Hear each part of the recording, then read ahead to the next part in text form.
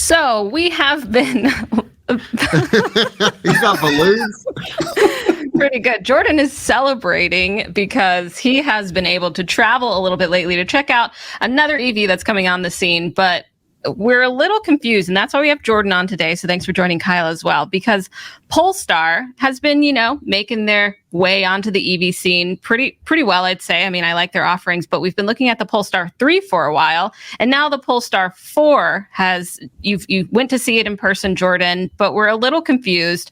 Why is the Polestar 3 coming into production before we're seeing the Polestar? I mean, scratch that, we're all flip it and reverse it. Even you're confused. Coming out for the Polestar 3, is it chronological, these numbers? Jordan, you got to go on the scene and investigate it for us. So thanks for coming on to the Out of Spec podcast. Thanks for everyone for tuning in today. You probably know about Polestar. It's a Geely and Volvo born from company, and now they're kind of really over on their own, right? Doing their own thing for the most part, I'd say. And it's confusing. I'm a Polestar owner. My colleague Max also owns a Polestar. And we don't know what the heck these numbers mean, what the cars are. Actually, we were just at the Polestar dealer yesterday. We happened to be staying at a hotel just down the street. So I said, let's go check it out. They had the Polestar 3. Maybe a little bit of backstory. Polestar 1, that's the one that I own. That's the 2-door plug-in hybrid. Basically was a Volvo, but then they slapped a Polestar badge on it. And it's a really cool car. Coolest car ever. I love that thing. Super neat. But it was never a battery electric vehicle. The Polestar 2 was supposed to also be a Volvo, but then they put a Polestar badge on it, and that's a battery electric XC40 sedan, basically. So like the XC40 Recharge, but then like lowered down and kind of still pretty cool. And I love the Polestar 2. That's a cool car. Not perfect, but does really well. I reviewed the Polestar 3, which is their EX90 based SUV, almost a year ago at CES last year, and I had the first video on YouTube about that car, which was cool. And we saw it yesterday, and it's awesome. It's super high quality. So there's also a 4, 5, and 6, and I don't know what the heck all these things mean. So Jordan, what is Polestar 4? Because you just produced a whole video on it. I watched it. It doesn't have a back window. It's pretty interesting, but I really don't know where that fits in. Yeah, that's pretty mostly everyone's take was how is your naming convention in correlation with how your offerings for the market are? Because Thomas, the CEO, talked to us at this presentation, Polestar Day, and kind of explained the cars almost in order, although he did gloss over the one, I guess, because it was not fully battery electric and the audience would have uproared or something, pitchforks. But it's a really cool car. And you're right. As out of spec, you would think we're Polestar. We just know everything because we own all the Polestars at the moment. And I think a 3 would be awesome. A really great addition. I'm obsessed with the 3. And I was like intrigued by the 4 because, yeah, it should be maybe better because it's another number on top of that. But no, as he even said, the 4 will slot perfectly between the 2 and the 3. And then I'm like doing the math thing in my head of like, what? And so like it really does perfectly. If they had just switched those numbers around, it would be awesome. Seeing the 1, 2, 3, and 4 lined up next to each other, it'd be like the old AT&T raising the bar, or was that Singer Wireless, whoever the commercials, where it's just perfectly makes sense. Steps up in price, steps up in size. But no, the 3 and the 4 are like flip-flopped for some reason. Even with like market, like the 3 was unveiled first, but the 4 is actually beating the 3 to market, which is interesting. The 4 is being made starting this week, but that's for the Chinese market. So the car I looked at was an actual Chinese model. Europe will follow shortly after that. The US will follow shortly after that, supposedly middle next year. Although who really knows the actual release dates because they've made other claims with the 3. Polestar 4 built on the EX30 platform? I think I don't know. It's the SEA, isn't it? SEA, yeah. Which is also sustainable experience architecture. For those of you who don't know, is that also the smart hashtag number 1? Oh, is it? That'd be interesting. Yeah, it's hashtag 1, but I say hashtag number 1. Hold on, I have to look. Platform. This is so annoyingly. Yeah. Does Kyle also say VIN number? So Polestar 4 is smart hashtag 1 and Volvo EX30, but because it's a scalable architecture, they can extend it slightly. So is that what's going on here? Yes, and they point out that architecture scales anywhere from Polestar 6, which, the highest number is obviously the smallest car. That'll be, the Polestar 6 will be the roadster that I'm obsessed with. The Polestar 5 will be a luxury flagship sedan. Polestar 4 is a coupe SUV, and they've said, I have this note somewhere that they said they've completely invented a new segment of class, which is God. the SUV, and I was like, Cool. what?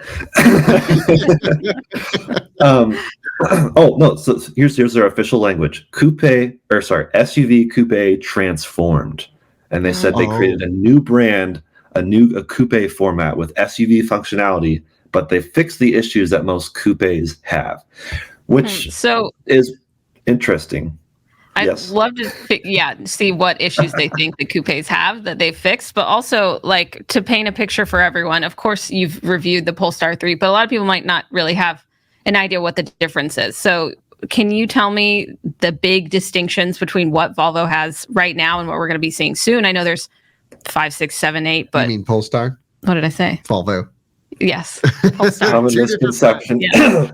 Maybe I should pause there and point out Polestar and Volvo are parallel brands, and it's not a Toyota Lexus thing. They don't agree with that. It's not luxury and base model. It's more like performance and comfort. Although they still want to try to do both of those with both anyways. It's just the Polestar, the Volvo's like, oh, I want a nice luxurious piece of property to drive myself around in. And the Polestar is like, oh, you're probably right out of college and this is the car you want to aspire to, or something like that.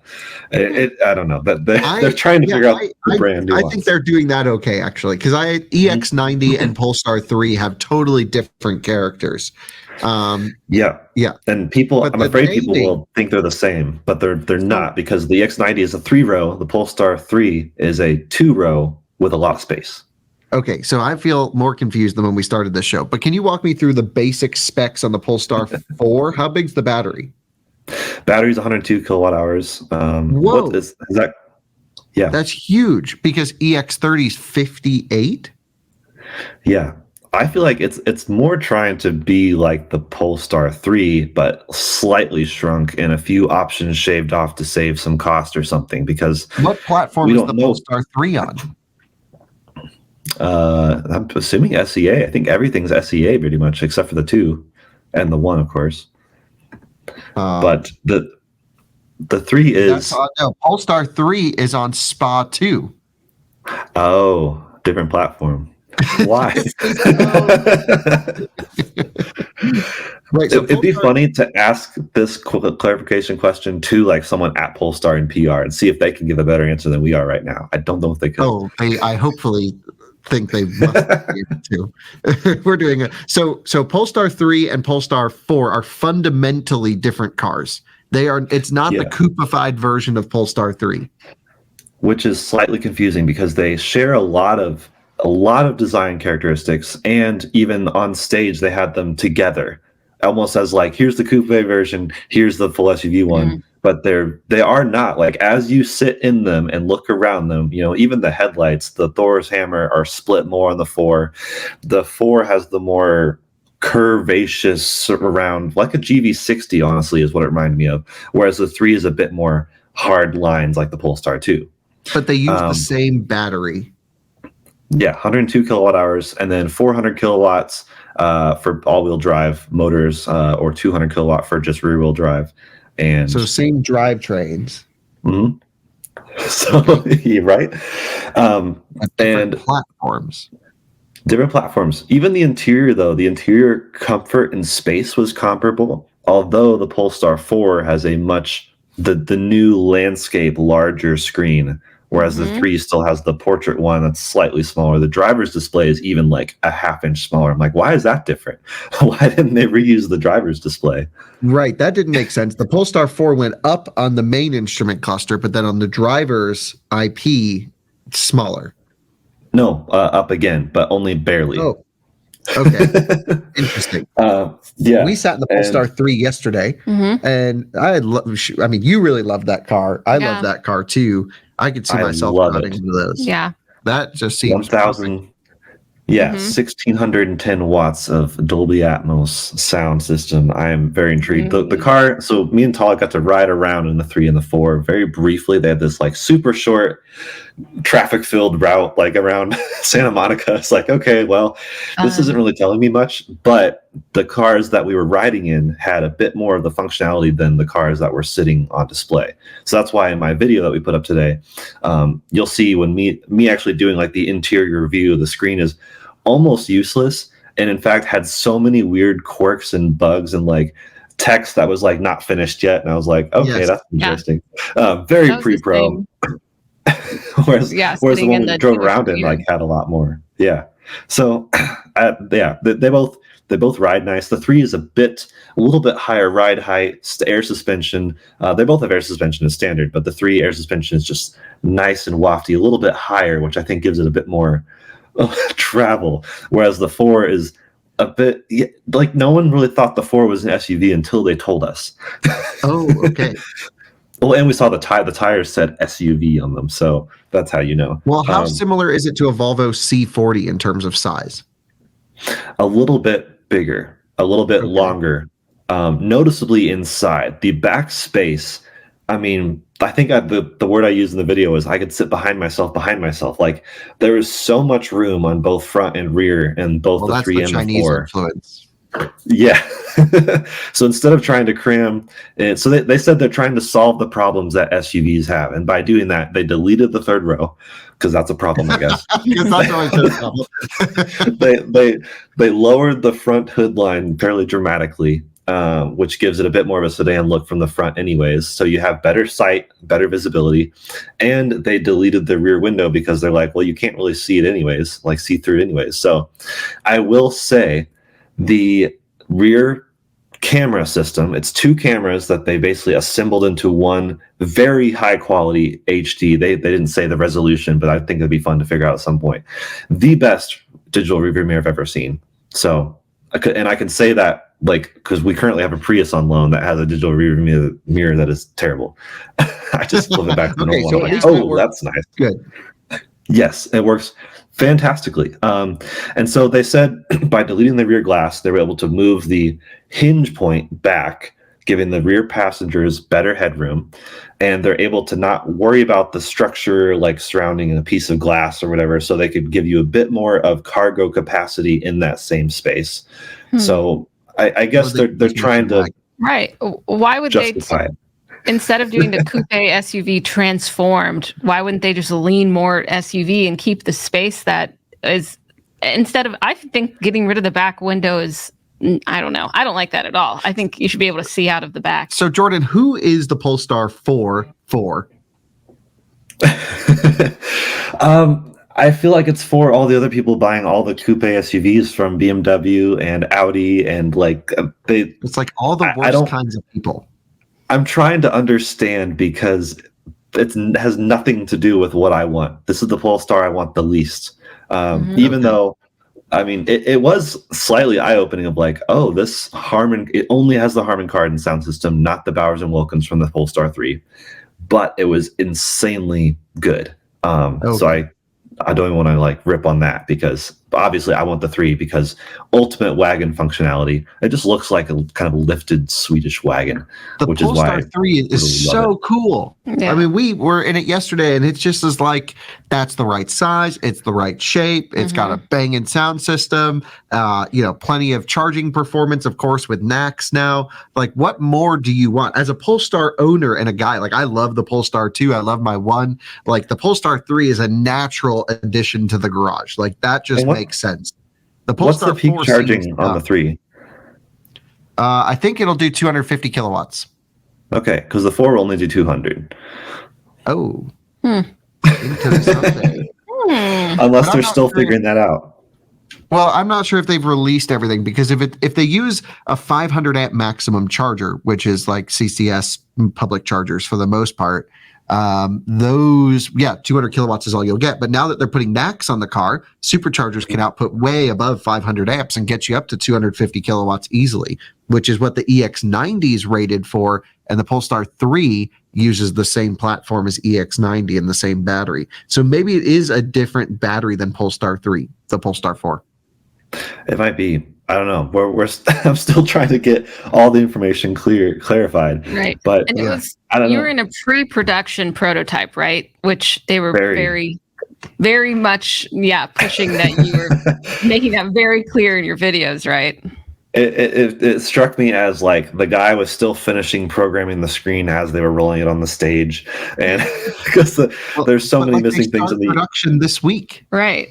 I know, which was interesting, but they were clear. They're like, these are all of our test mules that we've been using for a long time. So I guess they didn't quite have the time or chance to bring an actual pre-production unit, basically production intent ready unit to the event itself, which I think did the trick. But it was funny how the cars we went on a ride in were more production, but still not there. So they had UI things working, but a couple things didn't. And then the electrochromatic roof was enabled, but permanently on instead of the car inside, which is permanently off. So I got to see both, just not the flipping between them. Okay. It just seems like the Polestar 4, I agree with you, is the one that I care about the least. Because why not just is it a lot cheaper than Polestar 3? It is slated to be. They're still working that out, but it seems to fit literally in between 2 and 3 as far as pricing, like kind of smack dab in between. Well, that will undercut 3. So it's the 2.5, really. If you want the Chinese backseat space of the 3, but not the price tag, and you don't care about things like that I do, like the exact space or the Dolby Atmos, or even I think the angular thing, like that's Polestar's thing. Just like lean into it.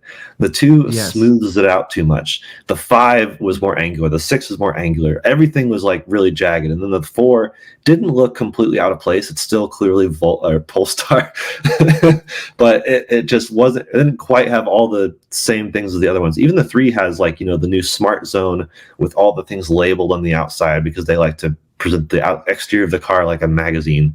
And I guess, the lead designer has a background like graphic design, so he wants graphics and things. The 4 didn't have any of that, which I don't understand. I feel like it needs a thing on the back window saying no back window or something. Sure. I mean, I like that about my Polestar 1. People only know what it is when they read the thing on the A-pillar or whatever it's, on the quarter panel. Okay, so let's forget about the Polestar 4 because I just think that I have zero interest in that car. I mean, holy smokes, this is kind of silly. I mean, I guess it makes sense if the price is cheaper. I get it, but the Polestar 3, the better one, just seems like let's just go there. Like, why even make this car? Well, why is the 4? Do we have any answers about why the production is going in this order? No, I don't think SPA 2 is ready yet. Maybe that's the issue. They're still working on the platform, and they're also simultaneously working on the platform for Polestar 5, which will have XFC. There's other podcast topics we can get into because we could spend hours on this if we just did this one. But the super fast charging was done in association with StoreDot. Like that's all coming on later platform. Podcast. Yeah. So there's a lot of things they're doing all at once. I mean, this event was kind of overwhelming, hard to take in everything. There was 400 journalists from around the world, so it's like, oh gosh, the amount of selfie sticks and things. It's just we were like having a global event. Global event, yeah. Yeah. So, can you tell me a little bit more about that setup? How it was? So obviously, global event, like tons of people there. In general, how do you think Polestar went about introducing this model to journalists and media?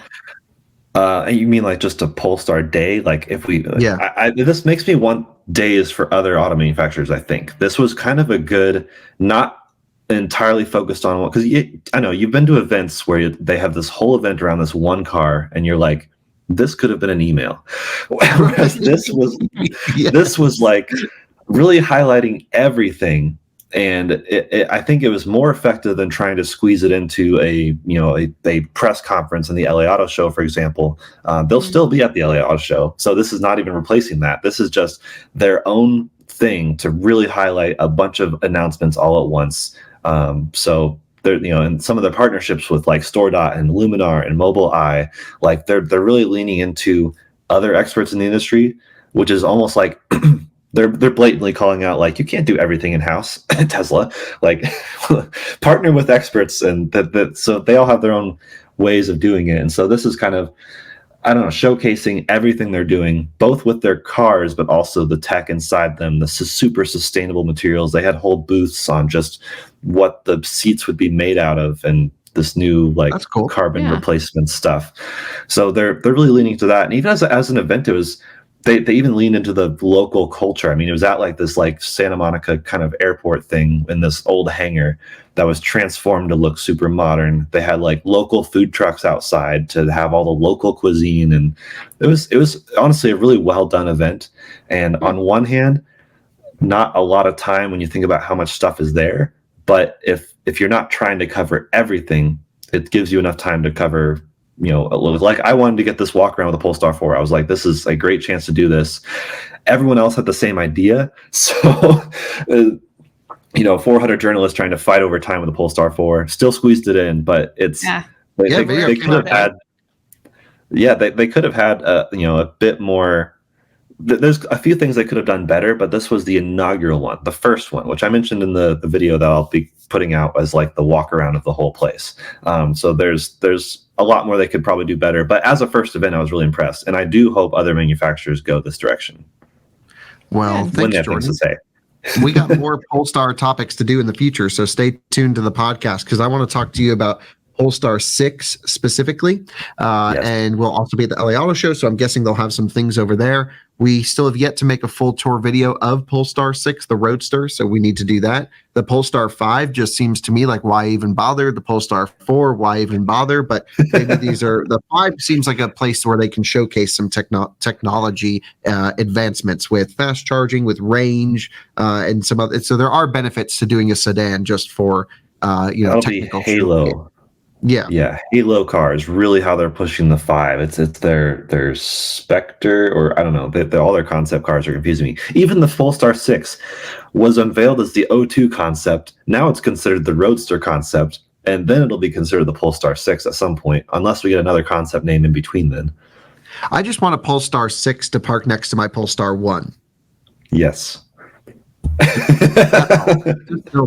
I'll buy one. Crazy. Yeah. Polestar, holy shit. But this Polestar 4 thing just kind of seems a little like it's a little too much for me. Yeah. So like I said in the comments on the Polestar 4 video, let us know what you think of no rear window, because even just walking around the space, I was hearing all the bumbling conversation of, that's a great idea, or this is terrible, or just like, and people are like kind of polarized one way or the other. You know, there's the argument of, a lot of people are like, wait, is that even legal? And then everyone else is like, well, yeah, we have, you know, delivery vans that have no rear glass, so they rely on either cameras or just side mirrors. So it's legal, but it's like, what's better for the passenger? Even sitting in the back of the 4 while you're driving, looking behind you, you're like, oh god, it's a wall. But it's ambient lighting. Yeah, cool ambient lighting. They're leaning into this planets thing. It's kind of interesting. They lean into these really weird things that I'm here for, but they're weird. Yeah, I like that about Polestar. They're a little bit little quirky. weird. Yeah. I don't mind getting a little weird. Yeah, it's nice. Yeah, so really fun, Jordan. Definitely everyone check out Jordan's video. It's great of the Polestar full tour. And we'll keep seeing what we see from Polestar as we travel around to LA this week and everything, and dive into the details of the mysteries and fun of Polestar, I guess. But yeah, so thanks for tuning in, everyone, to the Out of Spec podcast. We will see you next time. I hope you have a wonderful day. And thanks again, Kyle and Jordan, for joining. Cheers. See ya.